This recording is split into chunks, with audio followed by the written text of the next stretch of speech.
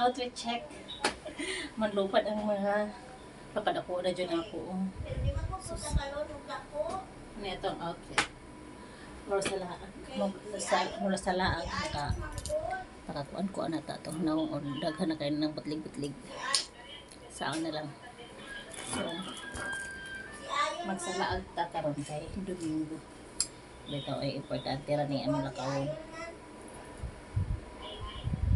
kita mabuhi o wala itong salamin magkalot ta kay para itong buhok di magkuan.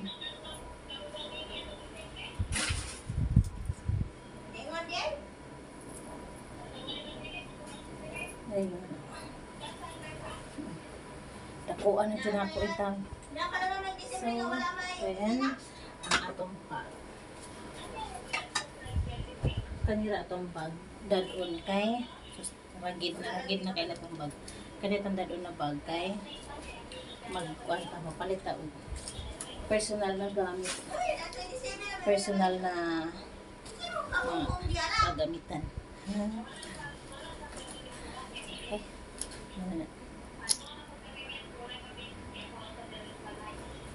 Okay, bye.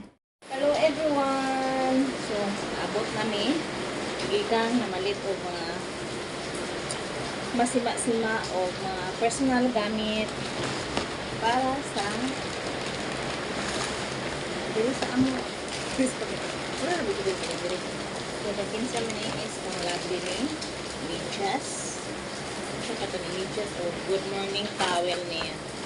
So karon ato ipakita kung unsay akong napalit na medyo mahalong wala pa kabayaran na niya. Ano abot ang kunin siya libo.